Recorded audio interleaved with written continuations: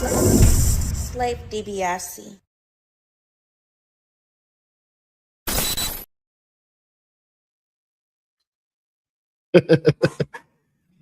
Good morning, good afternoon, good evening, and good night. This is another live 420 sesh with your boy, Slave DiBiase, aka Slave Daniel Richards, aka Victor Von Slay, aka Tony Spark. And this is another live episode of the Offenders Initiative podcast. All my stoneheads, all my offenders, all my official folks that always rocking with me during their 420. I just want to say thank y'all, because you could have been anywhere in the world for your 420, your 320, your 220, your 120, but you're here with me. Now, salute to the chat, everybody that's pulling up, all the viewers or whatever. Salute to y'all, because without y'all doing what y'all doing, I can't keep doing what I'm doing. Also, don't forget to like, comment, and subscribe, because that tells me y'all like what I'm doing, so I can continue doing what I'm doing, which ain't nothing but just this. I'm just your cousin Slay, man. We in the old school Chevy outside the house. Grandma in the she cooking and all that. She don't know we out back smoking weed, man. You know what I'm saying? I'm about to show you this crazy shit on my phone. But now, check it out, man. House of the Dragon season 3 trailer. All my Game of Thrones nerds.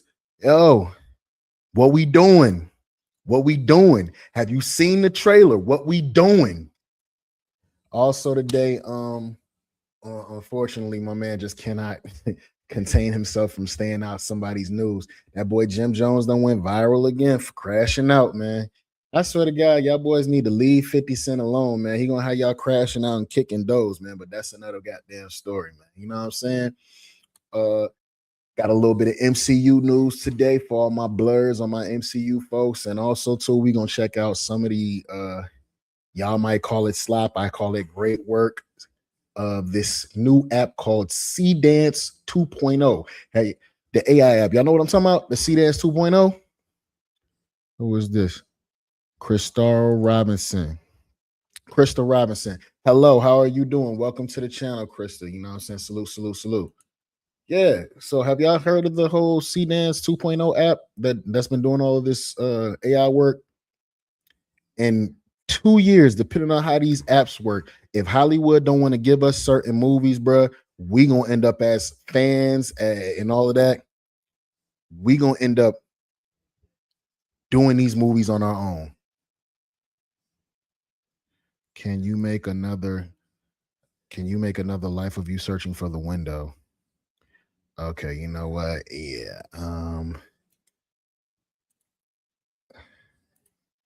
We gonna go ahead and I don't even know what that is. Yeah. Can we make another life of you?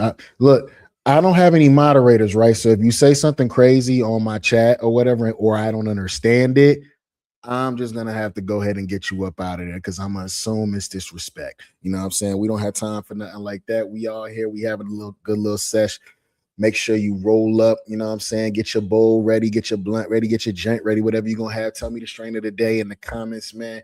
And today we're gonna start off with the House of the Dragon season 3 trailer. First we're gonna go to everything awesome. Y'all know I love everything awesome, right? So let's go here. This is HBO Max's House of the Dragon season 3 trailer. Let's check it out.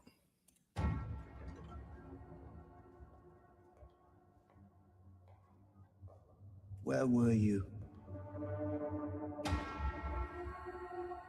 Alicent came to Dragonstone.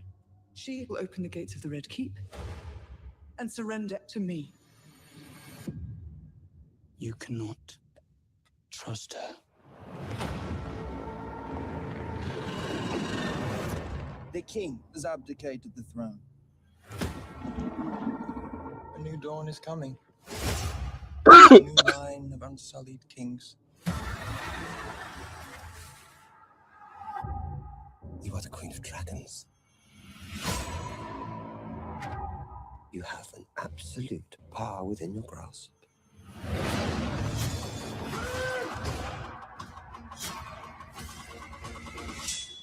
Sooner or late, Rhaenyra will send her new dragons here.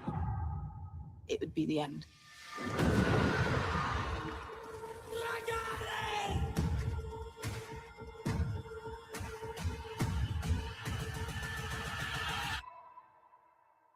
This is the moment you become queen.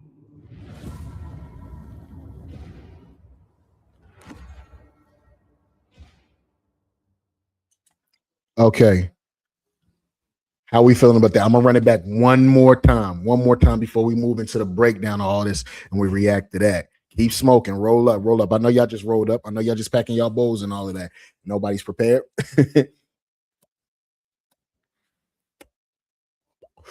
I'm gonna run it one more time. Let's take a look.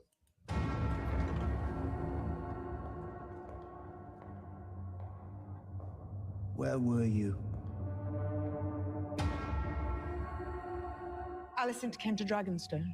She will open the gates of the Red Keep and surrender to me. You cannot trust her. The king has abdicated the throne. A new dawn is coming. A new line of unsullied kings. You are the queen of dragons. You have an absolute power within your grasp.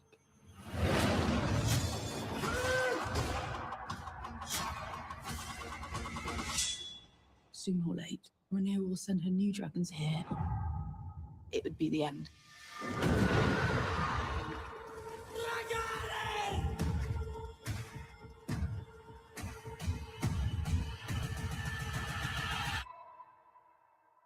This is the moment you become queen.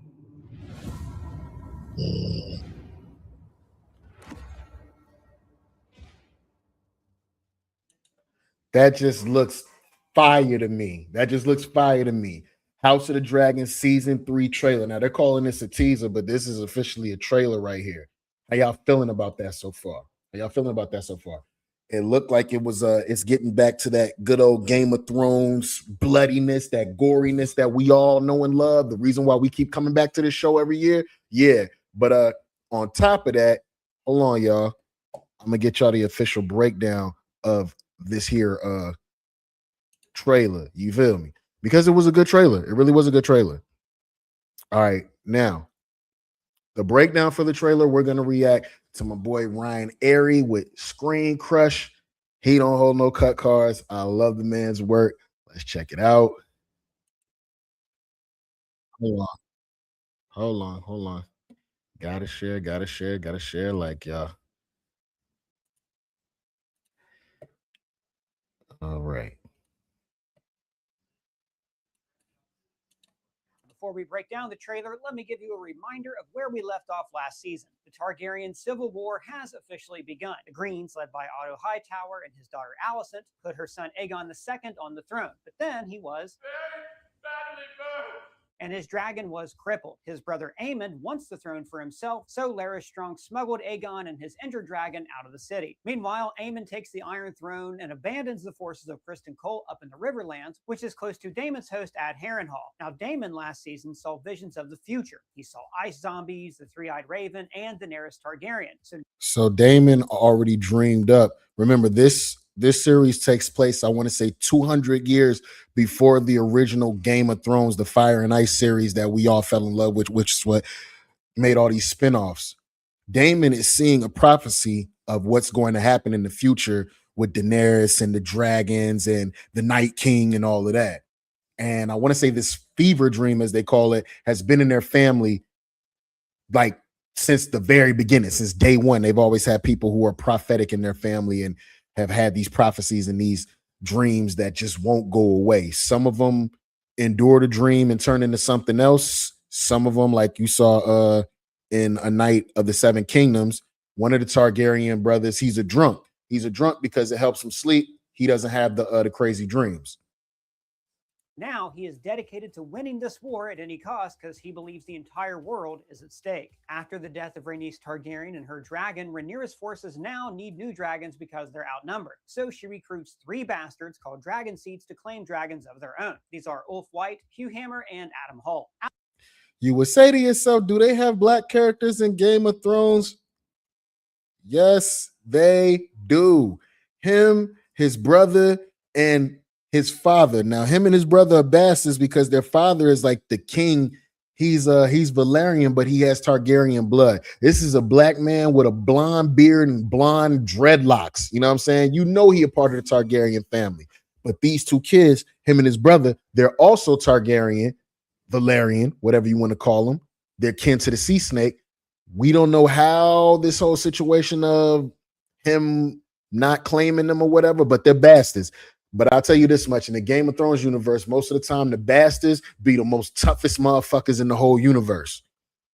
Alicent realizes that her son Aemond is actually a monster and that she wildly misunderstood her husband's dying words, so she decides to end the war by letting Rhaenyra into the Red Keep. And this pretty much is where this season picks up, with Rhaenyra's counselors and her son urging her to not trust Alicent. So the trailer starts with Alicent returning to the Red Keep while her son Aemond sits on the throne. Notice she is now wearing blue instead of green. See, when Alicent was a girl and had her whole life ahead of her, she always wore blue. It was her favorite color. But after she found out that her best friend / secret crush Rhaenyra was sleeping around, when she found out Rhaenyra was a creature of the night, she realized that there would be no lesbianic activities going on, so she caught a little case of the ass, and this is where all this shit started. Really, this whole war is between those two women. Now they're caught in between all these men of power, but it's really her and Rhaenyra. opted to wear the colors of her house, green. So this gave her side of the Civil War their name, the Greens, but it's also a symbol of how Alicent became ensnared by the conflicts of men seeking power. But now she has freed herself from that conflict and is wearing her original favorite color, blue. Notice, of course, that the Iron Throne has more swords than we saw in the original series. In George R.R. Martin's books, it's actually a great huge mound of swords, but they toned that down for the original show. Now, Aemond is immediately suspicious of his... I ain't gonna lie to y'all, I have been looking for an Iron Throne to put in my house for the longest, and I can't find one. Hold on, I want y'all to see what I'm talking about. Swords than we saw in the original series. In George R.R. Martin's books, it's actually a great huge mound of swords, but they toned that... That is a fire chair. Like, if I could find a gaming chair like this with all the swords in it and all that, that shit would be crazy. You feel me? Down for the original show. Now, Aemond is immediately suspicious of his mom. Where were you? Remember, Aemond is a second son who has always been... Aemond is dangerous. Does anybody watch this series? This fool took out his brother. For real. No, he took out his cousin. For real, for real. And he slick hoping that his brother would have died, which is why they snuck him out of the city, because if not, this motherfucker right here might kill him in his sleep. Driven by his need to feel respected. For his entire life, people have tried to control him, his brother, his father, and especially his mother. So he is relishing the chance to prove that he's not a mama's boy and to put her in her place, which is frankly what drove her to Rhaenyra to begin with. And then Rhaenyra fills in her counselors on the new arrangement while they oversee the Great Stone Table. Now this is a map of Westeros. Aegon the Conqueror forged this map before his conquest, and we saw Stannis Baratheon and Daenerys Targaryen both use it in Game of Thrones, although they kept it in a much smaller room. And then we see Sir Criston Cole, the former member of the Kingsguard who wanted to run away with Rhaenyra, but then she shot him down faster than a knife fight in a phone booth, and he's wanted revenge ever since. Tender dick ass boy. You mad because all she wanted was to get her back cracked, and you fell in love after one session of back cracking, sir. Sir Christian Cole is so fucking soft to me. He riding with the ops just because he mad because she ain't want to get with him. Sucker. In this season, he's leading the Greens army north into the Riverlands where Daemon is garrisoned at Harrenhal. Now later in the trailer, as Daemon says absolute power, we see Criston Cole crouching in a dragon's footprint. Remember, last season, he finally saw the ferocity of two dragons fighting. Nah, seriously, ill will. Look at that. Look at his face. Stupid ass face. If he would have just played it cool in season 1, right? When he cracked Rhaenyra, right? If he'd have just played it cool, he would have been there. But he got all in his feelings talking about some, I'm not gonna be your whore. I'm not gonna be your whore. What man talks like that? I will be your whore. What you talking about? and it really shook him. This season, he's going to be reckoning with that reality, that he and all of his armies are insignificant in the face of this kind of destruction. Well, I gotta go. Where are you going? Hold on. As cute as that dog is, I don't get paid for this this part right here. I'm gonna get it right here. Sorry, Ryan Airy. My bad, my boy. All right, here we go. Thoughts of Alicent returning to the Red Keep, intercut with Rhaenyra's oldest son, Jace. So here's something we did not get in the book. Like, the book is all third-hand accounts from a Septon and a Fool, written like years later. We see shots of Alicent. The book is all third-hand, intercut with Rhaenyra's oldest son. And then you trying to run away with this right here, bro. He was trying to run away with this right here. She got a husband, was sleeping with somebody else, got pregnant by him. Then she laid down with her uncle. That ain't what you bring home, bro. Sir Christian Okoye was tender dick about this motherfucker right here. If y'all don't watch the show, man, this creature of the night, although I do like her character, she's a woman of the night. Sorry. She get around. 304 activity. And here's the thing, she don't hide it. On Jace. So here's something we did not get in the book. Like, the book is all third-hand accounts from a Septon and a Fool, written like years later by a Maester. They had no idea that Aegon ever wrote a prophecy or that Alicent and Rhaenyra were such close friends. Their relationship and their love for each other is the heart of this story. See, all the two of them ever wanted to do was ride around on dragons together. But then the politics of these men got in their way and turned them into enemies. So Rhaenyra knows that she can trust Alicent because of their connection, a connection that is a secret from the rest of the kingdom and won't be recorded in the history books. And then we see a shot of Baelor. Honestly, I'm not mad at Rhaenyra for still having some smoke and still wanting to get her get back with everything that's going on. She did lose a kid. Like, honestly, that's been the ongoing theme throughout this entire show. Each one of them have lost a child due to this war, and they're all family. That shit kind of crazy, bro. Targaryen, one of Daemon's twin daughters, riding her dragon Moondancer over the waters of the Gullet. Remember, her twin sister Rhaena did not have a dragon, but then season 2 ended with her approaching a wild dragon named Sheepstealer, which is a variation from the books when a commoner named Nettles earned the dragon's trust by bringing it sheep to eat. So this is our first look at the Battle of the Gullet, one of the biggest battles we will ever see in any. And I can't wait. That 85-inch is going to be up and running with all this craziness that's going to happen here. As a matter of fact, I might go get me a surround sound because I need to hear all the flames behind my head. I need to feel like I'm there when the dragons start setting shit on fire. I need to feel like I'm there. This is peak Game of Thrones to me. Now, everybody's saying that they love A Night of the Seven Kingdoms, and I'm fucking with the show too, but House of the Dragon, no let up. Every episode has consequences that shapes into the next episode, that shapes the future of that universe.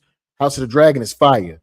Game of Thrones show. Last season, Tywin Lannister traveled to the Free Cities to seek the aid of the Triarchy. This is an alliance of 3 of the Free Cities, Lys, Myr, and Tyrosh. They were governed by a council of like 30 people plus, so they weren't an effective government for very long. But at this time and place, they are the largest naval power in the world. Westeros' fleet is largely owned and controlled by Corlys Velaryon, aka the Sea Snake. He sees the Triarchy as a major threat to his own Corlys Velaryon, aka the Sea Snake. Put some respect on the Sea Snake, bro. You know what I'm saying? And he the right hand of the king. Look at that. Y'all see that? He's the right hand of the king. He pretty much rules where he at. Him. The only person higher than him is the king. This is what I'm talking about, bro. This is what I'm talking about, man. He sees the Triarchy as a major threat to his own wealth and power, so he has sided with Rhaenyra. Now, all of this is happening right when Rhaenyra says, excuse me, the only person higher than him is the queen.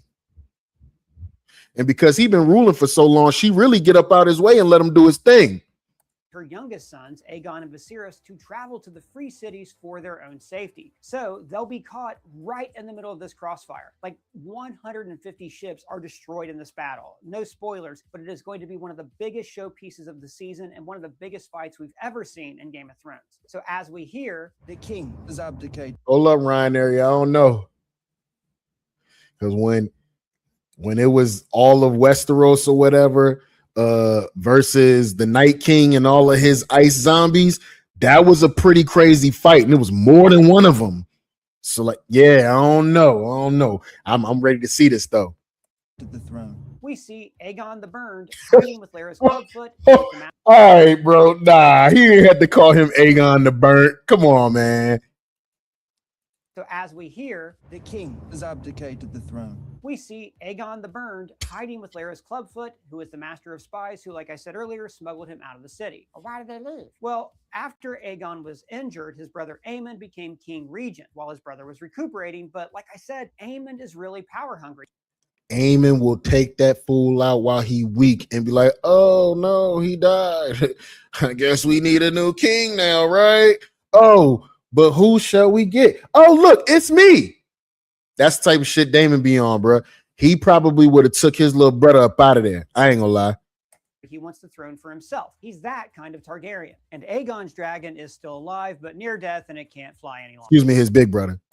And then we see a war map with these folds in it, which I think implies that it's a map that's being used out in the field. I think this is Daemon's hand that places a dragon on this castle. So based on contextual clues and the positions here, I think this is Daemon planning on how to retake King's Landing. The city is lightly defended, so there's only 2 icons on it, and the naval forces are in Blackwater Bay as he places a new dragon, symbolizing one of the dragons of the Dragon Seeds, who are the bastards that Rhaenyra just legitimized. And then we see a field camp with green pavilions, probably part of Criston Cole's army. This dragon is probably Tesseron, the Blue Queen. She is ridden by Darren, Alicent's youngest son, who has been in Old Town for the war thus far. In fact, we've not even seen him once in this show, except this war is about to be ugly, and I'm here for it. when he was really small. Now, this is right when we see Ormond Hightower, who is Lord of House Hightower and the nephew of Otto Hightower. So he would be Alicent's cousin. And this takes us to Aemon's dragon, Vhagar, the oldest and largest and baddest dragon alive. Aemond always wants to be on the attack at all times, so he goes off on a tear. I ain't gonna lie to you.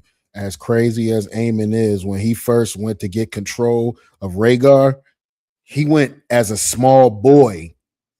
Like, nah, you gonna listen to me. Dragon damn near killed him. He trying to ride. The dragon damn near killed him, but he tamed him. And now he's got the legendary biggest dragon in all of the land. And he's evil with his evil ass.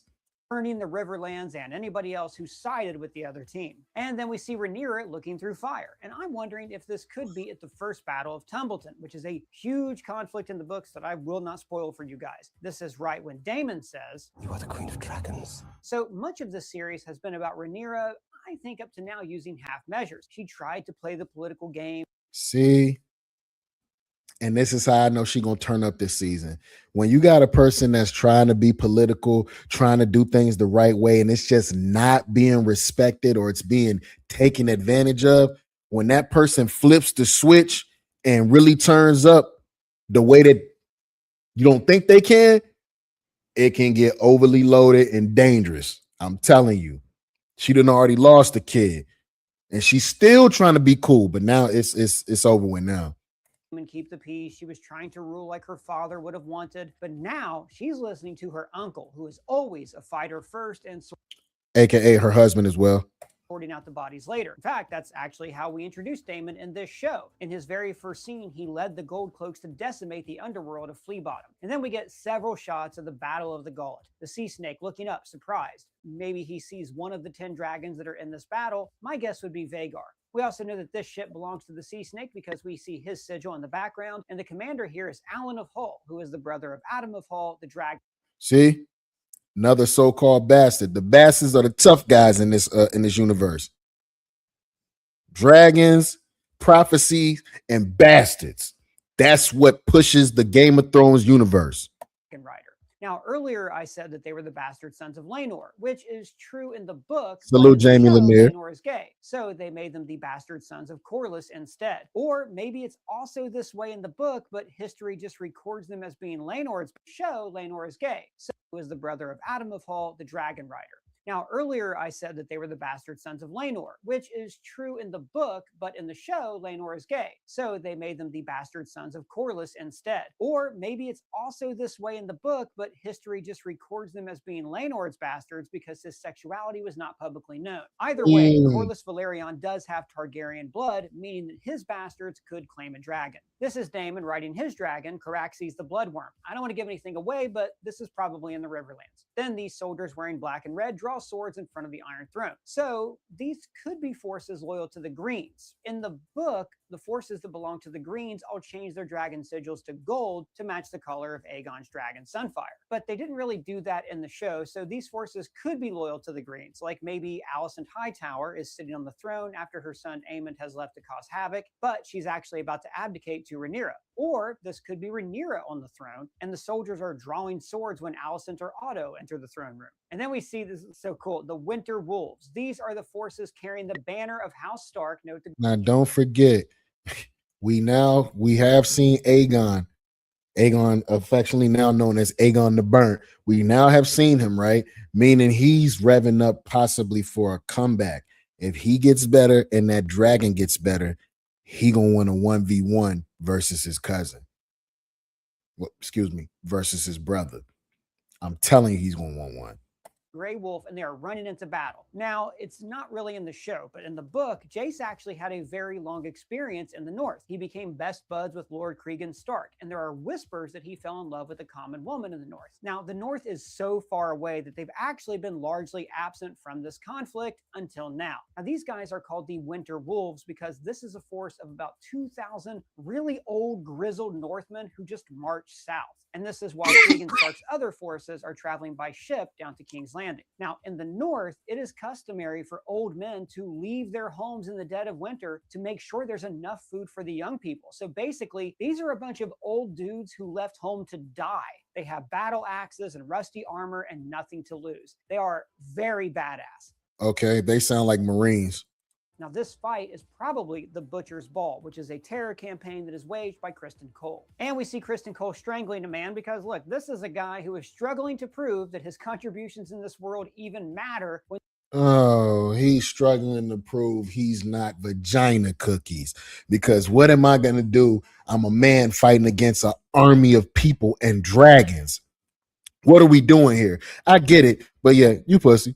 There's people riding giant death beasts over his head. And this is intercut with Daemon cutting through a knight in the Red Keep during the Battle of King's Landing. Alicent warns Aemon that they are vulnerable here. Rhaenyra will send her new dragons here. And this could be maybe why Aemon leaves. Maybe he wants to surrender King's Landing so he can go off and eventually win the war. That is, unless Alicent was lying to Rhaenyra and planning a double cross. So the total dragons in the war are now 7 dragons for the Blacks and only 3 for the Greens. But one of those is Vhagar, the big mama that rode alongside Aegon Targaryen.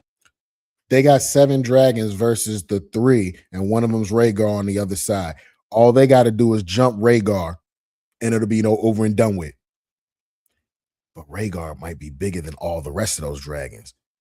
During the conquest. Now, here in the Battle of the Gullet, we see Jace's dragon, Virmax, and Jace is one of the commanders of the Black's fleet, along with Corlys. Then we see these shots of Rhaenyra locked up, which I don't believe are in the book at all. This could be that she's maybe locked up for her own safety while they fight for King's Landing, or maybe the battle doesn't go well and she's locked up by the Greens. Then we get a close-up of Aegon's scarred face and Rhaenyra crying. Now, each phase of this war escalates when either she... Hold on, y'all see what I mean by maybe Rhaegar might be bigger than all of them? Crying. Now, each phase of this war... Rhaegar has a whole dragon in its mouth right now. Or escalates when either she... And the dragon is bigger than a human being. Or Alicent lose a son. So... what's going to escalate the war this time? Who is going to lose a son at this phase of the battle? And this shot of Daemon screaming could be from the first Battle of Tumbleton, which is an absolutely brutal turning point for the war that, like I said, I'm not going to talk about here. You guys, I am beyond excited to be a Game of Thrones fan right now. We're about to get the finale of Night of the Seven Kingdoms, which is one of the best bits of Game of Thrones I've ever seen. This is getting to like the meat of this war. The battles are going to be huge and epic, bigger than anything we've ever seen in Game of Thrones before. I just hope that this season is able to stay focused on what I think is the real heart of this story, which is the relationship between Rhaenyra and Alicent. Remember, this whole conflict began with a great council, where it was decided that Jaehaerys' heir could not be a woman and it had to be Viserys. See, nah, but he the king. Not be a woman, and it had to be Viserys. They wanted sister there to be a queen, but they never gave it to her. It had to be a man, so they gave it to him. He wanted to break tradition, which is why he made Rhaenyra queen, and it's going against everything that they said. So the original sin of Westeros and of this entire war is sexism. And this season, we're going to see Rhaenyra tested more than she's ever been tested before. Again, I can't wait till the season happens so I can actually talk to you guys about it, but I don't want to spoil anything from the books. But let me know what you thought of the trailer down in the comments below, or you can at me on. Salute to Ryan Airy, man. That was a breakdown of the Game of Thrones House of the Dragon season 3 trailer, man. How y'all feeling? Y'all hype? Everybody that does watch that show, y'all hype to see it returning. It's returning back in June, by the way. Get your HBO Max game up, or get your bootleg site game up. I don't know what y'all gonna do, man, but I'm gonna be there for that one. Yeah, that shit fire. You feel me? Okay. Once again, your man can't stop crashing out. Your man can't stop crashing out. That boy Jim Jones, he can't stay out of the viral news, man. I'm gonna tell you something. Is it cool being viral? Is it that much of a need to be viral that you're willing to just do weird stuff and don't care how you look on camera, don't care how you sound to people, just you willing to just go all out because you figure you're gonna make some money on the back end because it's gonna go viral. Is going viral really worth your dignity? You know? I don't know. It's kind of crazy to me, man. But all I'm gonna say is, man, take it from one person to another. This is a cautionary tale of you need to pay your bills. Y'all check this out. This is by way of All Urban Central. Y'all know we love them. Don't forget to give them a like, comment, and subscribe. Hold on, y'all.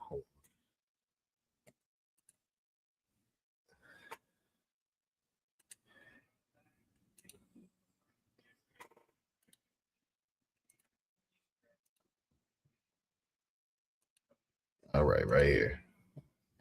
Y'all check this out, man. Yo, nah, this is getting disrespectful and hilarious at the same time. So 50 Cent says Jim Jones wired over $200K to his landlord and gets to stay in the studio to record the teen years. Y'all know I had to sound that word out. That's messed up. The Teen Year Citizen podcast. Come on now. I'll leave them niggas alone, man. Salute to Jim Jones and all them in the Let's Rap About It junk, man. 50 Cent is back trolling Jim Jones, and this time he's allegedly exposing a video of Jim kicking in the door, talking about notices, rent issues, and trying to paint the narrative that Jim got evicted. You cut the lights off. You're not supposed to, you heard, Jim? You cut the lights off. Oh.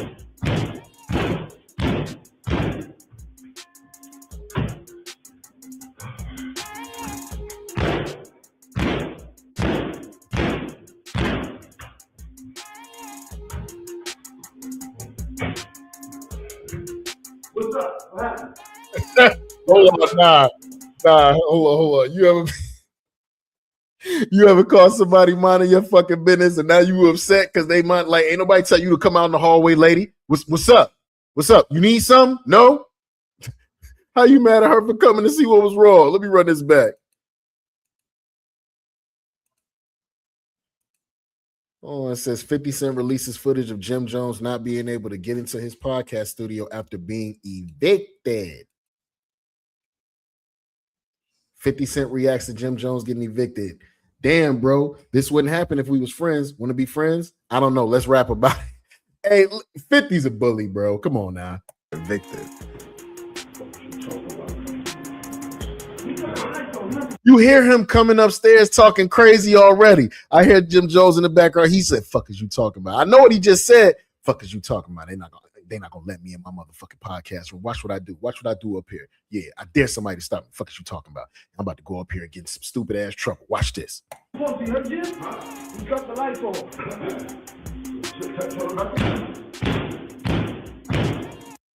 Did my man say they cut the lights off?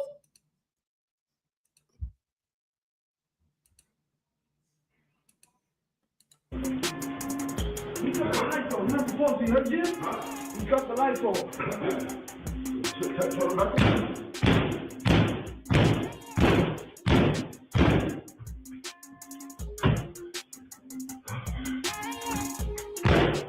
Damn. Boy, you should have did leg day, boy.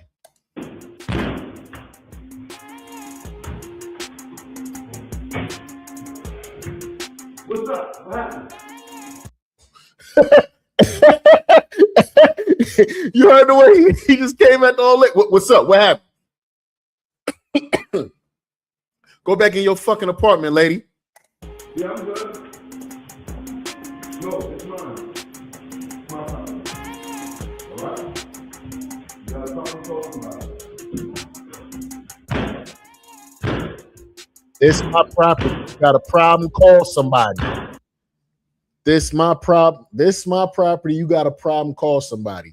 If I'm his homeboy, I'm going to go get back in the car. I'm out because you just told her to call the police, bro. We out. You just told her to call the police, man. Ain't nobody trying to go to jail tonight, nigga. I got weed on me. Come on, bro.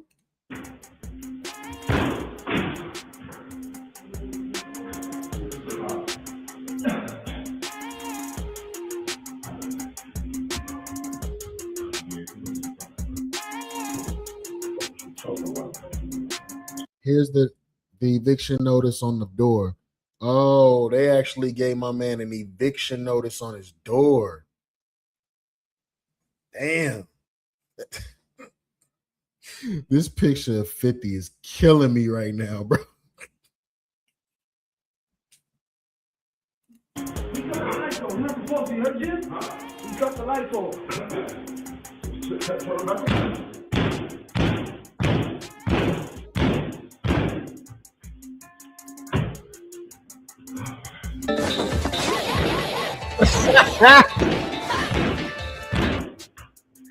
Nah, they petty for that. What's up? What happened? Yeah, I'm good. No, it's mine. My problem. This happened yesterday. Damn. Y'all see the date? This happened yesterday. All right. You got something to talk about. You got a problem? Call somebody. What? I'm out.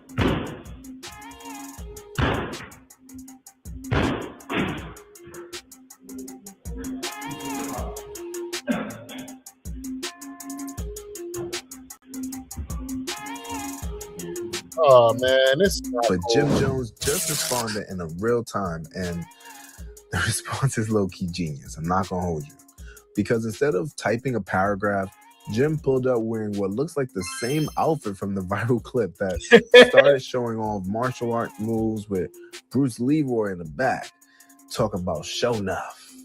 Yeah, that's right. Bow, sucker. Yeah. Nah, not Jimmy said he the Shogun of Harlem. I kick down doors. All right. I karate chop niggas, all that. All right. I guess, again, spin it into being viral. I guess instead of worrying about your dignity, turn it into something crazy. I guess. I don't know. Bows down to your master. It's almost like he's saying, y'all got jokes, but I'm outside and I'm good. And let's break this down. This all comes after 50 Cent recently went on another one of his classic internet runs and started clowning Jim Jones online. We already seen 50 reposting old clips, making jokes, and even bringing up that fake designer shirt situation from back in the day. That was his clothing line, man. I used to rock a lot of that Vampire Life. That was just his clothing line, bro. Y'all niggas wild. But y'all buy that shit from the fucking Africans, though, right? Okay. Calling it Vucci, but I digress. If you know 50, he don't just troll once. He stacks it up. He keeps poking. Hold on. Anyway, he stacks. That tenant was served a 15-day notice. No, this is nasty. This is not. How does 50 get all of this, man? Like, is this somebody in Jim camp? Like, how does he getting all of this paperwork and all this information like he be knowing before everybody else knowing? That boy 50 got his hands in everything. It up, he keeps poking, and he waits for a reaction. Then now, boom, another clip surfaces allegedly showing Jim in a heated situation involving a door, notices, and what people online are saying is some kind of landlord rent issue. And of course, the internet instantly ran with it. 50 Cent exposed Jim not paying rent. Jim got evicted. 50 got the landlord on the phone. Oh, no, he didn't. Come on, man. 50, leave these niggas alone, bro. They don't want no smoke. Come on, man. And then that also tells me, okay, so that just tells me Jim asked Dave East, Fabulous, and Mano to be on the show. This wasn't a collective thing that they actually brought together. Yeah, because he the one paying all the bills.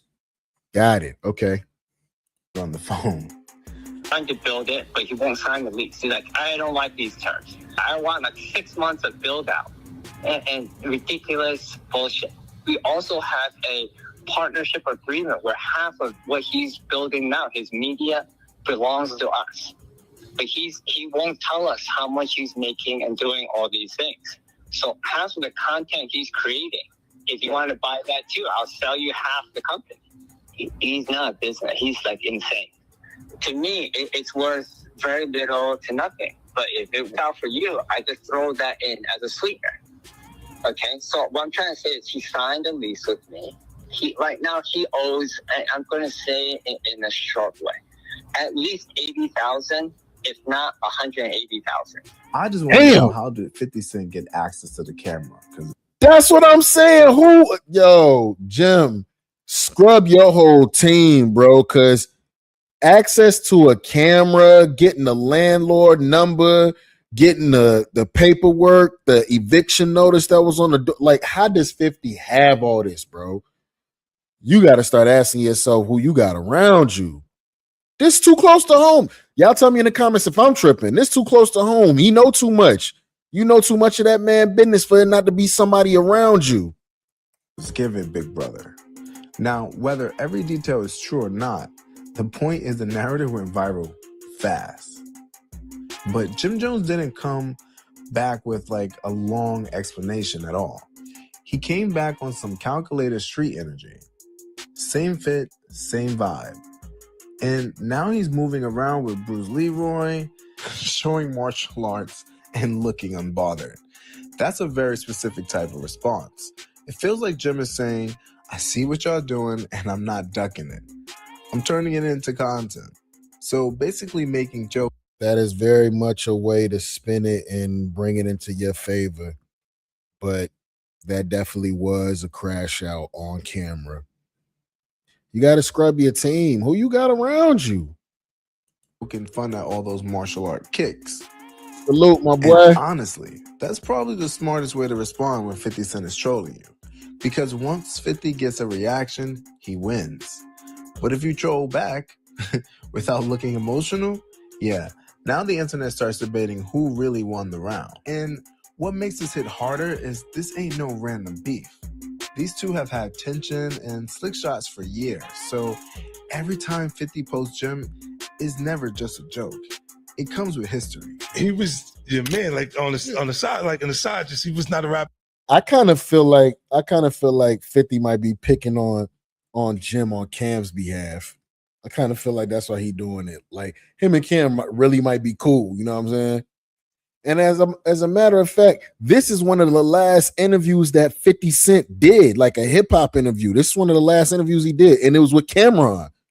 So yeah, I kind of feel like he picking on Jim on Cam's behalf. At all. Right. So when Ballin' took place, and I'm looking and I'm going, oh, he having a moment. That's the Lloyd Banks. It's Lloyd Banks thing. He wanted that. He was watching them be that, like Mace be that, and Cam be that, and looked at, and it was finally he had one. Mm-hmm.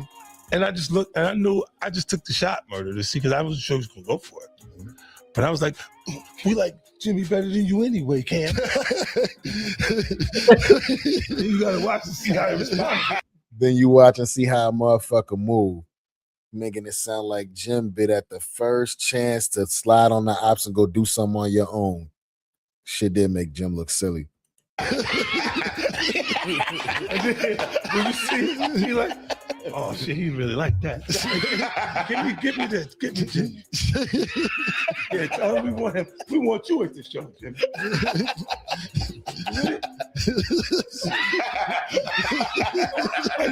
Yo, but that was one of those things I just threw it out. Yo, And that's why people are so locked in right now, because his latest situation feels like an old beef resurfacing, public humiliation, and obviously Jim refusing to look shaken.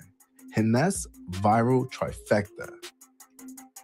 Low-key, Jim's response might actually be the best move possible, because if he started posting receipts and arguing in the comments, 50 would cook him for like another week or so. But popping out wearing the same fit and doing martial arts with Bruce Leroy on the projector, that's meme-worthy, that's repostable, and that flips the energy from, damn, Jim, got exposed. to, Hey, I totally 100% agree. Totally 100% agree. Salute to all Urban Central, man, for that one. Yeah. Was that a crash out, or did Jim crash out and then spin it into his favor? Should he not have done it at all? Does he need to vet his whole team? Because I feel like there's too much information being given to 50 Cent for, and not to be somebody right next to you that's giving up videotapes, giving up documents, giving up photos. Shit, we've seen footage of somebody in the room taping Jim Jones talking about the lights getting cut off, and they was right in the room with him. It's somebody on his team. I just thought about that. It's somebody on his team. That's nasty work, because whoever it is, he probably feeding that motherfucker, man. Or he might not be. I don't know. Y'all tell me what y'all think, man. Got a little bit of MCU news over here, man, for Avengers Doomsday. Hearing word to the ground of some of the fight scenes and some of the fights and the matchups we might see in the movie. Saw speculation, all theory, of course, but we're gonna check out this is my man Cosmic Wonder. I always love his work. Let's check it out. Don't forget to give him a like, comment, and subscribe.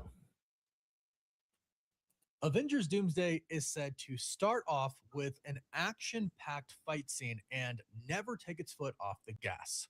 It's supposed to start off huge and really never slow down, according to many different insiders at this point in time. And we know that there are going to be just a ton of fights throughout this entire movie in many different shapes and forms. For example, we know that there's going to be an Avengers versus the X-Men scene. We also know that there's probably going to be a multiversal Avengers team assembled by Loki that goes up against Doctor Doom. We've also heard that the Thunderbolts, or the new Avengers, might possibly fight the OG Avengers at first in a little kind of civil war as they kind of debate or fight because they have differences of opinions of Doom and how to go about saving the multiverse. We know there's going I like all those fights so far. to be a ton of fights. And unlike Avengers Infinity War, where we had multiple teams separated from each other, never coming together to actually fight against Thanos, we've heard that yes, the teams will kind of be dispersed a little throughout the entire movie, but we've heard they ultimately do come together to all fight against Doctor Doom, in which we assume they're still going to lose because Secret Wars is supposed to be Battleworld. Plus, we've seen those leaked photos of Doctor Doom on his throne with Doctor Strange to his side and Sue Storm and Franklin Richards on the other side. So we assume Doom still wins. But that is going to look so crazy, man, because I have a theory that when Doom reshapes the world into Battle World for Secret Wars, he's going to be one of the people that remembers what the old world was like. Doctor Strange, I mean. Everybody else around him, outside of the people that are on the other side, the opposing side, the revolution, the resistance against Doom, they're going to remember what the old world was like, and that Doom is actually a bad guy in the way that he did all this. Now, we very well could see Robert Downey Jr.'s Dr. Doom painted as a hero, like he's just trying to save the multiverse and put back things together before everything is destroyed. But, you know, nobody never said you didn't have to crack a few eggs to make an omelet. You definitely got to crack a few eggs. He's going to do whatever he's got to do to save the multiverse, if that's his actual aim. Me personally, I think it's to steal everybody's power, make the universe in the way that he wants it, and him be the ruler of it. That means that this version of Dr. Doom probably had a horrible life, and he just wants a redo. And he want Reed Rich's bitch. Throughout the entire movie, there are very specific fight sequences that are supposed to happen. Most of them kind of what we've heard so far are all relating to Avengers versus the X-Men, which is going to be a pretty crazy scene. But Fandom Wire put together a list of all of the fight scenes that we are supposed to get that have been reported on or rumored so far for Avengers Doomsday. So let's go over them, because this movie, if these fight scenes happen, it's going to be just absolutely insane. Now, the first one is Loki versus Dr. Doom. I feel like this one, even before we...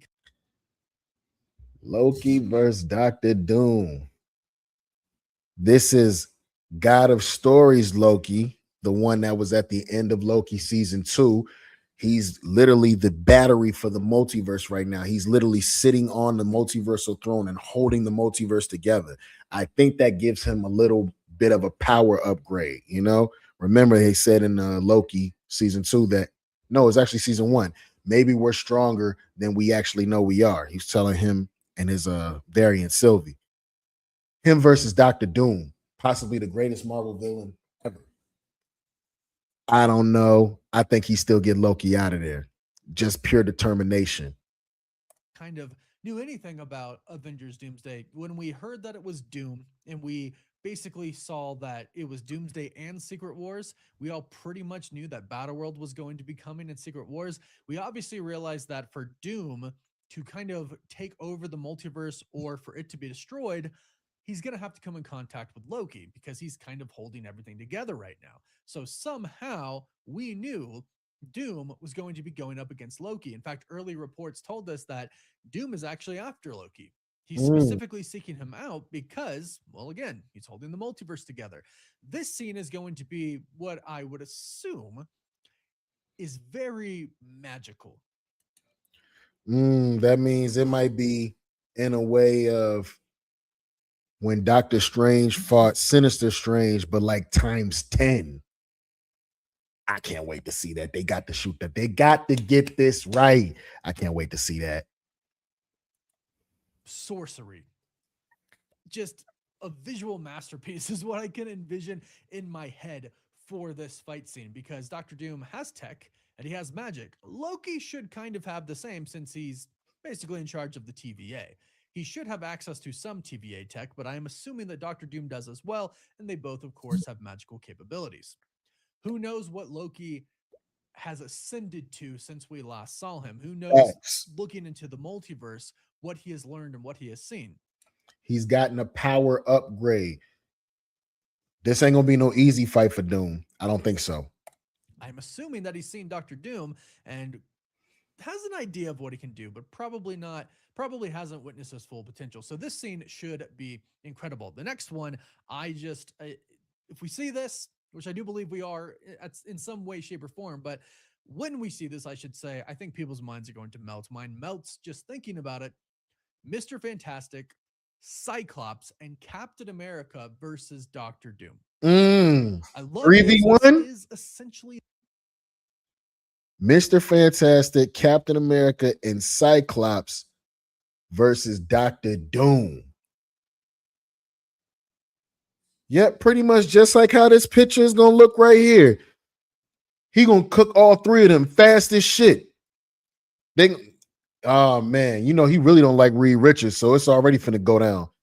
Oh, this is gonna be a firefight, because that's basically the three heads of the three teams: the X-Men, the Avengers, and Mr. Fantastic. That's gonna be a crazy fight. Mind you, this is still Robert Downey Jr. behind this mask and nobody knows. So he's gonna be up. When these fight scenes come up, they have to cook. They have to cook. The leaders of the teams, the Fantastic Four, the Avengers, and the X-Men. And before you talk about Chris Evans as Captain America not being the leader of the Avengers team because Sam Wilson's supposed to be the leader, well, the Russo brothers just did a whole big long article in Empire magazine about how the story basically is not necessarily centered around Steve Rogers. Chris Evans is Captain America, but he plays a major role in the movie. And he's going to reunite with the rest of the heroes. So I think he takes charge again. I think he becomes the leader again. This should be a pretty incredible scene. I think I don't think Dr. Doom wins too easily, but he wins, right? Like these scenes gotta cook. I'm telling you, when it comes to these fight scenes, first of all, just for the mere fact that my man Cyclops got done dirty in the original X-Men trilogy. He got done dirty. I hated it because he was way better of a character than everybody gave him the credit for. Now that trailer totally redeemed him. By the way, those Marvel versus Capcom video games, that little optic blast he got and how quick he is and how good he is hand to hand, those video games did him right. He's never been done right live action. Salute to X-Men 97 season 1. That's all I'm gonna tell y'all. Cyclops is that dude, y'all. Going against Captain America could have some good strategies against him, but keep in mind, Doom is also a genius, but Cyclops is a tactician. And hopefully the MCU, the Russo brothers, do him way more justice than he was done in the past. Hopefully it's more like X-Men 97 and not like the first X-Men film. And Mr. Fantastic, he has more fight scenes we're going to talk about. They really have to show him in a way different light than they showed him in the Fantastic Four First Steps. Because if they show him like they showed him in that, he probably doesn't really stand a chance in these fights. But let's continue on. This one, when I heard about, I thought could be, and probably will be, very interesting to see. The Sentry / the Void against Professor X. Whoa. Bob versus Charles. Chuck, as he's affectionately known by Deadpool. Bob is cool, and he drunk that, or he was injected with that, basically the gold version of the super soldier serum, but he got mental issues. Professor X is like the mind. The first thing you think about when it comes to Professor X is the mind. The things that man could do with his mind, and he's toned down. Imagine if he had to really take it there. By now, this is an OG Professor X. His experience in the fight game, especially if they go mental, if they go in the mind, and we get to see it, man, he finna smack that youngin all around that little mental astral plane. It ain't gonna be nothing nice at all.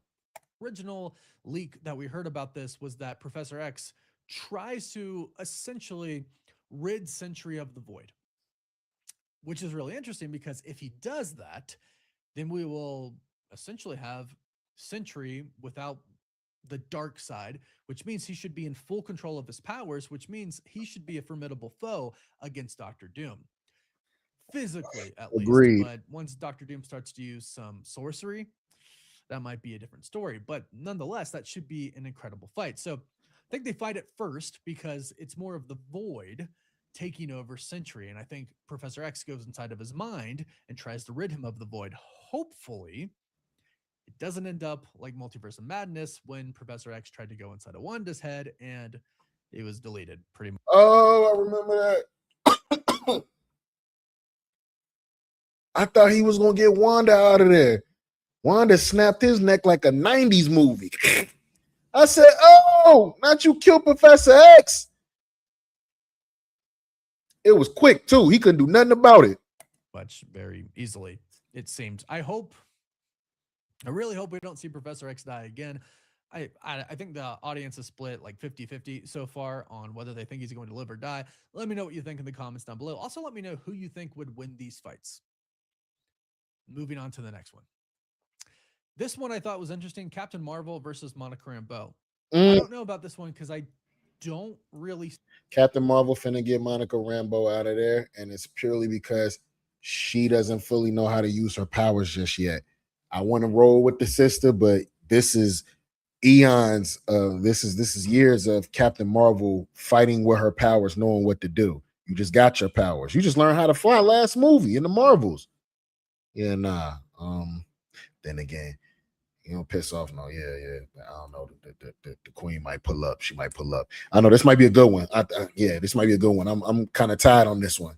See how or why they would fight, unless they were somehow manipulated and possibly being controlled by Doctor Doom. Because from what we've heard, Captain Marvel's whole MO in Avengers Doomsday is finding Monica Rambeau, because that's where we left off at the end of the Marvels.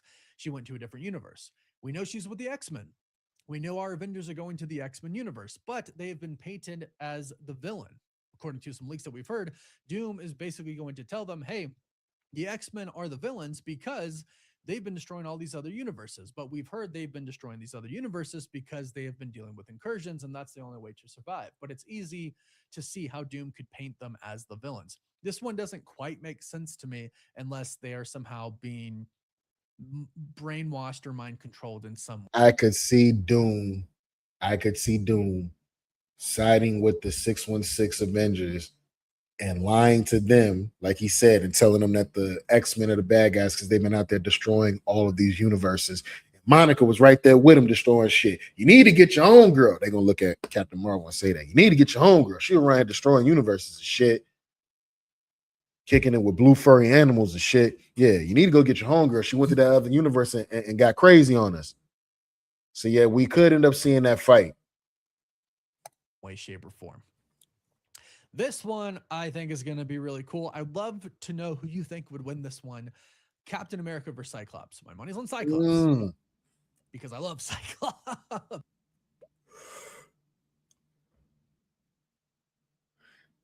I am tied on that. Captain America versus Cyclops. MCU Captain America. And we don't know. Here's another thing that we don't know about. We don't know the strength level of these mutants. If y'all can remember in the original 3 X-Men movies, the X-Men had like strength and all of that, but unless like it was that character's like power to be extra strong, like they kind of were kind of regular a little bit. But like Deadpool and Wolverine had enough strength to throw Deadpool through a cinder block wall. Like he threw him through some stone. So I'm just on some, we don't know the strength level of these mutants.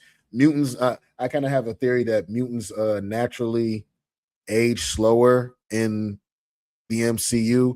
And then some mutants might even have a power where they have like literal, you know what I'm saying, slowed down aging. But I think all mutants have a slowed aging type thing going on.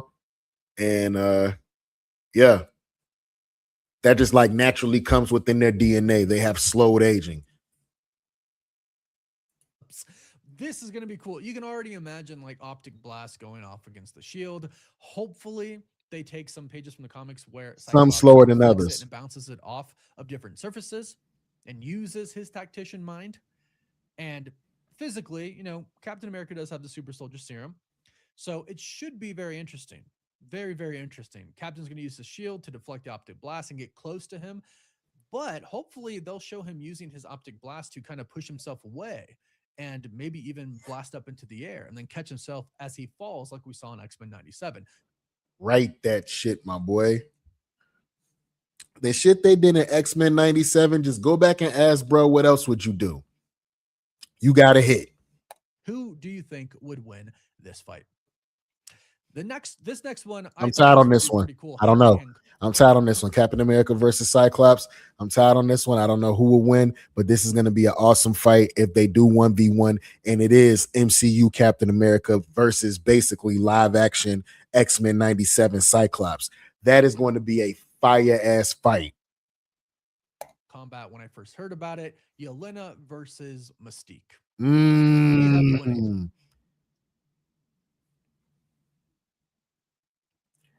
Mystique always had the whole agility and being able to fight and all that. So this version of Mystique,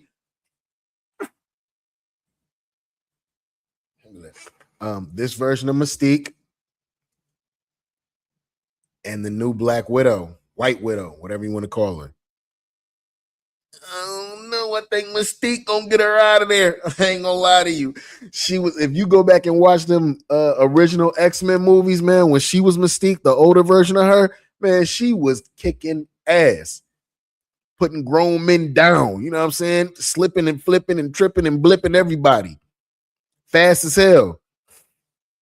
That's why I said I think mutants have a certain sort of obviously they all have kind of like a superhuman strength, so to speak.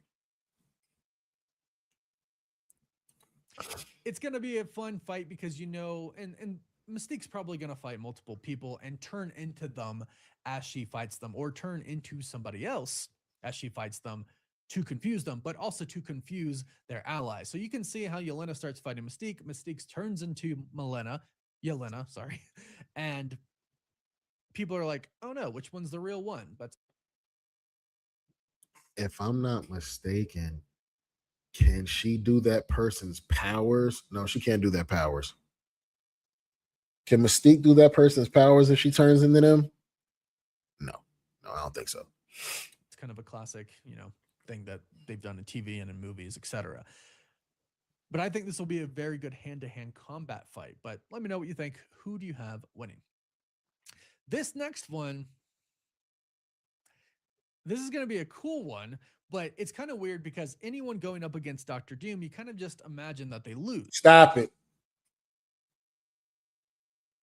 So you mean to tell me y'all brought Channing Tatum back, finally got him in this Gambit outfit, and you're probably going to do a little bit more edgier / futuristic version of him for Doomsday. Y'all going to bring this man back to kill him off in the very next movie. Because if he 1v1 Dr. Doom, he's out of there. Same shit that happened to his ass on X-Men 97. We're going to see his ass getting cooked again. They call me the Gambit. They're going to get your ass out of there. So the next one is supposed to be Gambit versus Dr. Doom. Now, in my last video, I also talked about Thor going up against Dr. Doom. And Thor getting his butt kicked is what we've heard. Thor's a better match. Thor can possibly walk away from that fight with his ass whooped very badly, but he could possibly get away. Gambit, you out of there, buddy. Unless you truly power up.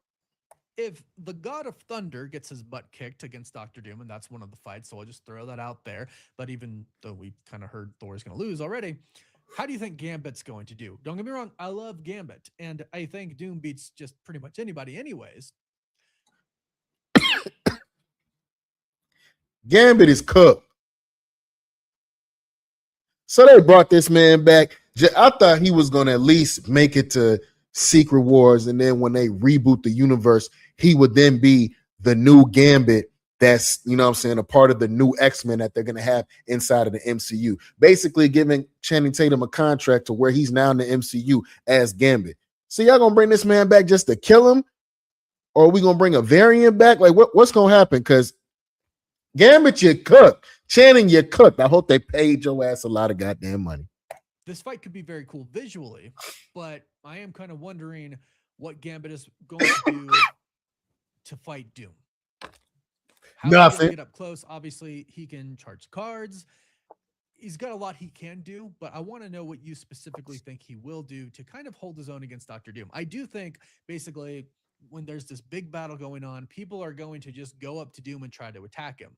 And I think this is where they'll kind of fail at first. I think there's going to be more than one big battle against Doom. And I think at first it's going to be not such a planned fight, but just some heroes going up against him. Let's take this guy on, and they just kind of go up against him with no plan. And then you see kind of like him, defeat one person, him defeat another, and people basically step up and try to fight him 1v1, which obviously is not a good idea going up against Dr. Doom. But man, he about to cook everybody. But so they're saying these fights, if I'm listening to what he's putting down here, These fights are probably fights that go on for longer than a few seconds to where he don't just block some shit and then smack a motherfucker up. These are significant fights that we're gonna see in this movie. This movie is about to be crazy. I think that's how we get some of these one-on-one Doom fights. So, unfortunately, I think every time Doom is up there, he wins, but you can let me know what you think about that. Now, the next one's interesting. We've heard a lot about this. Steve Rogers versus Peggy Carter. Now, this doesn't necessarily mean he's fighting his wife or baby mama. We don't know if they're married yet. I'm They're married. It would only be right. assuming they are. But we have heard also that there's going to be a variant of Peggy that's going to be on Dr. Doom's side. We've also heard that she might, not confirmed obviously, but she might be kind of a witch or have some type of magical or sorcery powers, which if she's with Dr. Doom, sure. Maybe I don't know if I like that, man. Now Peggy Carter's a witch. Okay, is this a variant of Peggy Carter that's a witch? Now I got to deal with that. It is the multiverse saga. Okay, I'll allow it. she could have taught him. He could have taught her.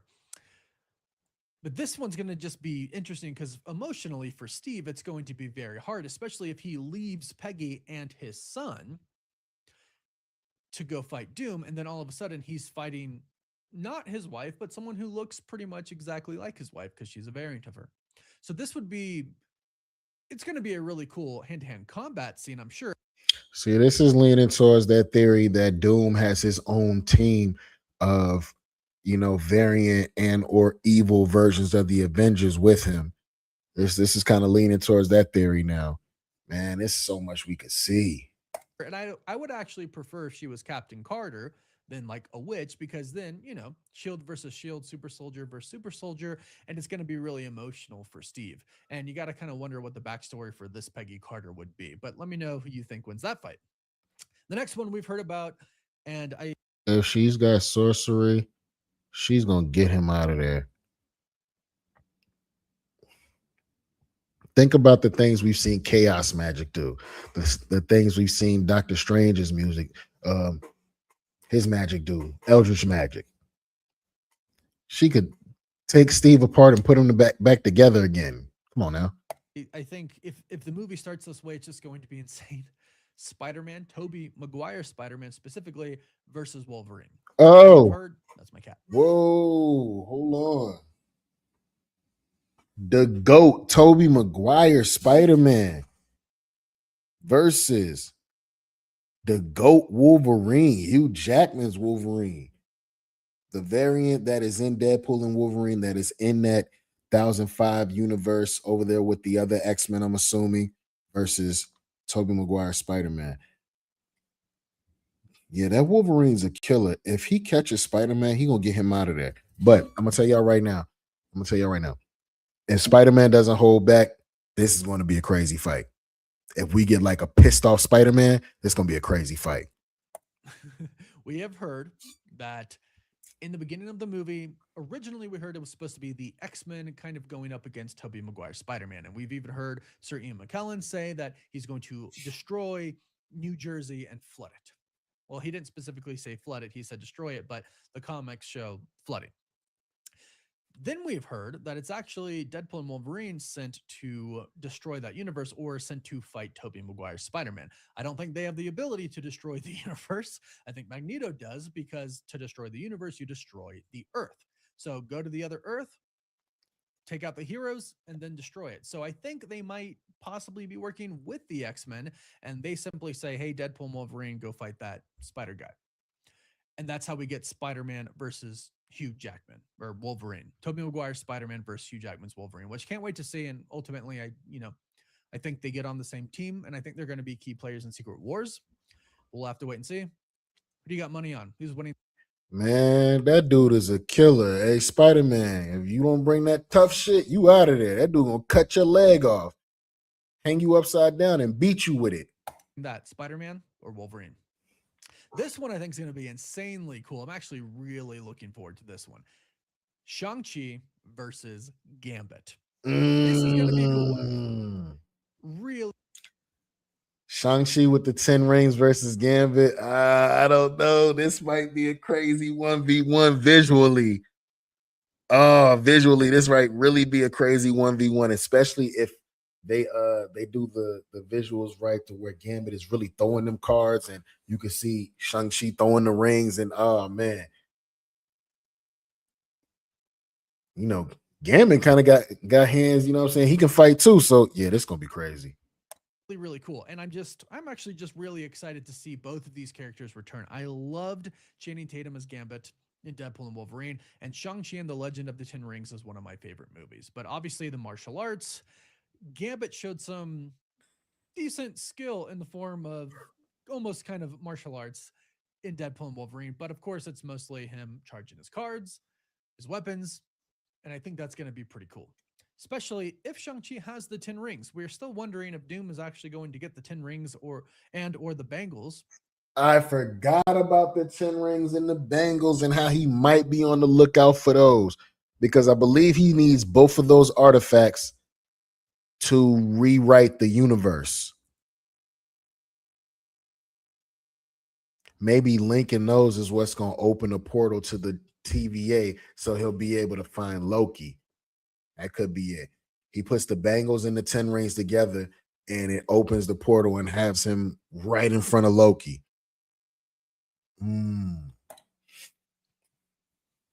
We don't know yet. And we still don't even know what the 10 rings are. You know, the theory is that it's old Kang tech, like crazy Kang tech. But this should be a really great fight. Who do you got? Who's winning? This next one is interesting, but Mr. Fantastic versus Deadpool. The reason I think it's interesting is because, again, if they show Mr. Fantastic like they showed him in the Fantastic Four First Steps, Deadpool should kill him.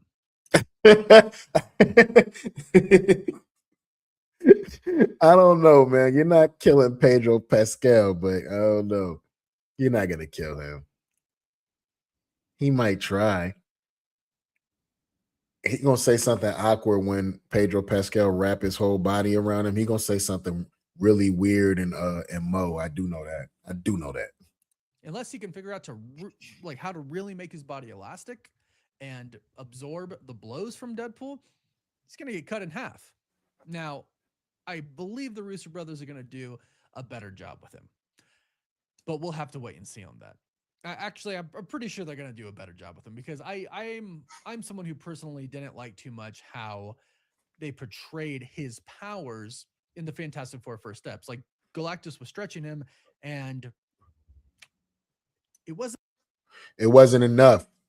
That much. He wasn't stretched that much. It wasn't to how enough. He do it in the comics. Nothing similar at all to how he does it in the comics. So I don't know if they're gonna give a brief story about, in the time jump from the Fantastic Four First Steps to the post-credit scene, he learned how to stretch a lot more. He trained a lot more for combat. I hope they just say something quick like that, so when we see him in action, he's just a lot more stretchy and can absorb those blows from Deadpool, because Deadpool can regenerate. So he gonna wrap himself around Deadpool like a giant hug. He gonna wrap himself all the way around and spin around him, and Deadpool gonna say something really lovely gentleman-like, and it's gonna make everybody laugh. He gonna say something like, if you wanted to get close to me, you could. It's gonna be something weird, I'm telling you. Unless he learns how to do that, which I do believe he did, but unless he learns how to do that, Deadpool beats him. Then I think we've all heard about this one, Mr. Fantastic versus Nightcrawler. Alan Cumming, who plays Nightcrawler, spilled the beans about this, seems like forever ago now, because we've gotten so much information about the movie. But yeah, they confirmed this already, that he's fighting him. And Mr. Fantastic should win this fight. This should be a very interesting fight. I would say Nightcrawler kind of has the advantage, again, unless I would say Reed Richards has figured out how to really stretch a lot to where he could cover a lot of space to essentially capture and catch Nightcrawler as they're fighting. Again, we're going to get an Avengers versus the X-Men scene, and it seems like the Fantastic Four are on the Avengers side. Ultimately, everybody's going to come together, and they're going to fight up against Dr. Doom. That's going to be probably the grand finale, where they literally have everybody. So I think they go against him maybe somewhere in the middle, they don't have everybody and they don't have necessarily the best plan to go up against him. They go up against him, they lose, he goes away trying to perhaps get to Loki. The Avengers and everybody assemble together, and then they take him on together and then still end up losing. But that fight should be more of a match for Doom than any previous fight before.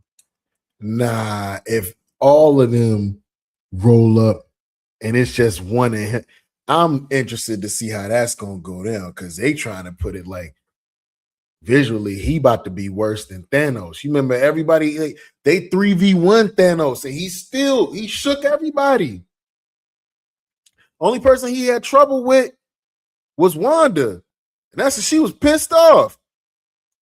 And I don't see Wanda nowhere in this lineup right now. Who knows?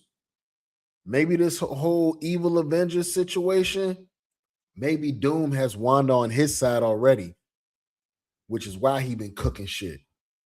So these are just some of the reported and rumored fight sequences that are going to happen in Avengers Doomsday. Which one excites you the most? I would salute to the boy Cosmic Wonder, man. Yeah, that's got me really, really interested in the possible fight scenes and the visuals that we really could see in Avengers Doomsday, which is coming out in December of this year. Evil Tony Stark. We finally get to see that. Y'all like, comment, and subscribe, man. And salute to Cosmic Wonder. But tell me which one of those fights excited you the most. You know what I'm saying? I think out of everyone that I've heard, it'll probably be Doom versus Thor that excite me the most. That'll be the crazy fight. Or in Secret Wars, when we get Tony Stark, Iron Man from a different universe or back in the timeline versus Dr. Doom. I think we're gonna see that. They're gonna need to go get Tony to get him out of there. But y'all tell me which fight was y'all favorite. All right, now, man, hold up. The Seedance 2.0. Have y'all been hearing about this app? The Seedance 2.0 app? Well, it's been making some crazy stuff. Like I said earlier, in a minute here, when us fans want a certain situation or they make a bullshit movie, fans is just gonna go ahead and throw that shit in motherfucking Seedance 2.0 and hit it and throw it on some damn YouTube and say this is how X, Y, and Z should have ended. There's gonna be a whole lot of movies like that.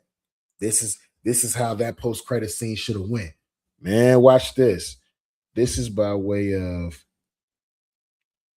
Ayert. Okay. Yeah, sure.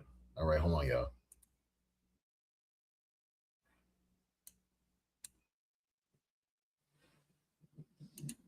We're going to go ahead and watch this and glide on out with the show, y'all.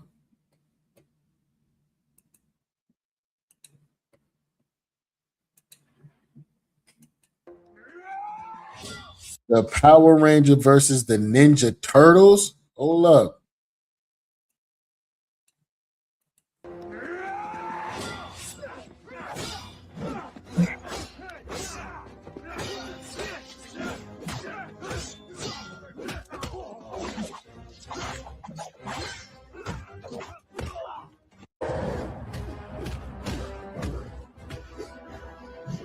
Conor McGregor versus the Hulk.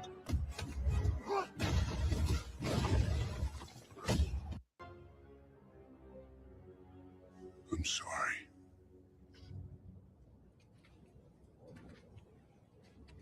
Oh, hell no. He killed like a bajillion people. Right. Oh, shit. Stomping the shit out of the book.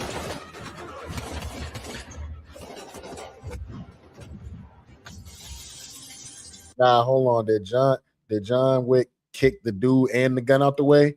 Nah, we ain't gonna act like he ain't just do that.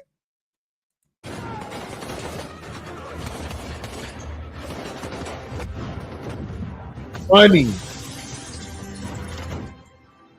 Him and Will. I don't know. Will we want to see Will do something like this, man?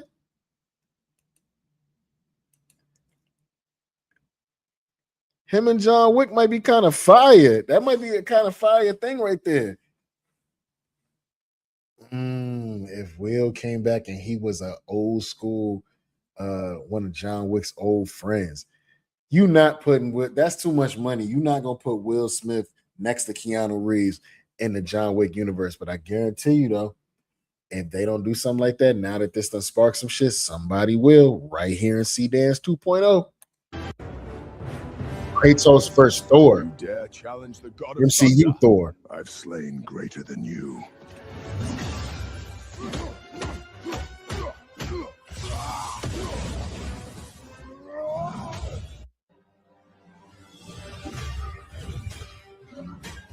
Batman versus Captain America.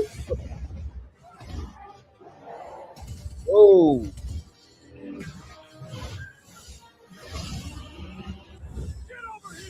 This should look like a PlayStation commercial.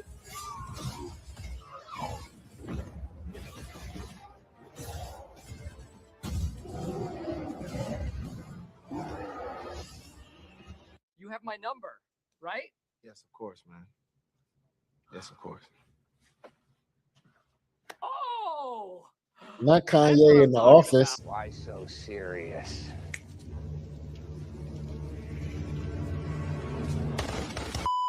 What?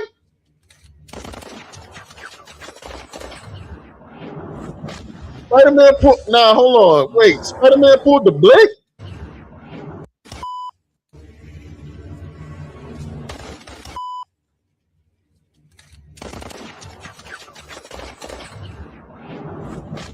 Oh. The Hulk. 2004 Hulk versus. Oh no, that's the MCU Hulk versus the Tyrannosaurus Rex. I told y'all. You should treat me to a better drink. Don't even think about it.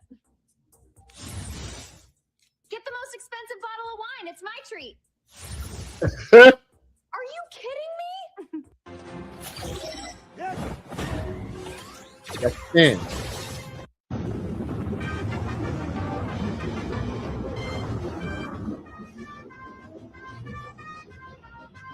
That Kirby versus Godzilla.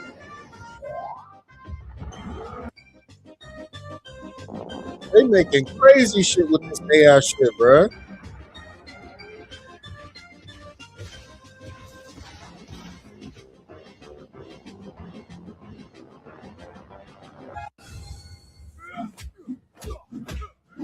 Thor versus who?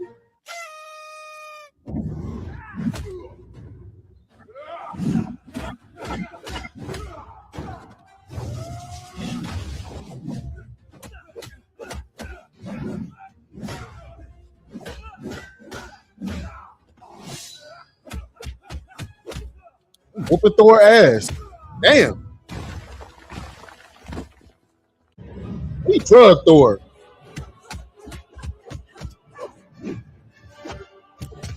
Oh. Oh, that was all hands. Oh shit. Get up, Wolverine. Good. Damn. I can see that.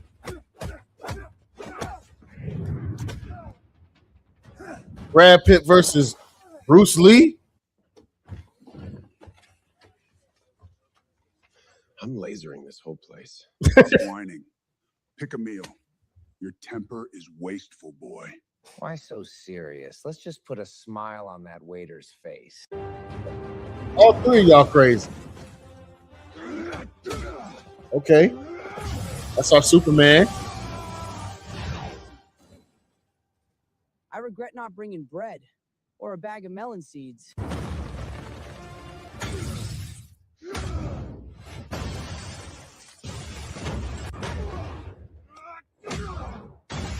I think you should teach him a lesson. Man, your bitch ass need to stay out of that shit.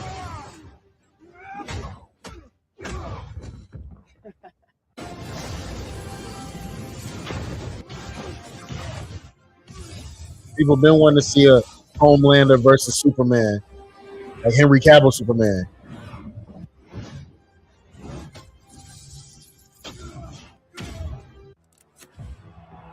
Like Henry Cavill was getting him out of there. Shit. Oh. This is AI? Not Donald Trump versus Kim Jong-un. Oh, shit.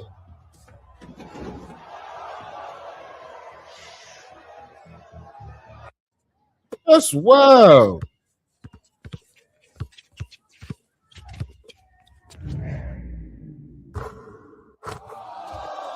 Ratu. Oh, man, you try to get over on my man. Pack your shot. Spider-Man versus... Is this Harley Quinn?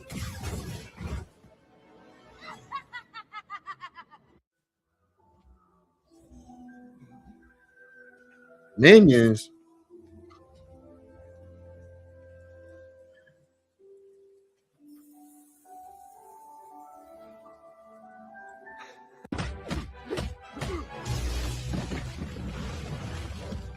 This AI shit is going crazy, man. That's all the time that we got for the day, y'all. It's your boy Slave DiBiase. You wanted to tell me something? Y'all tell me which was the best fight y'all have seen today. What's the best segment you loved today? And it's the Offenders of the podcast. We about it. Are you done?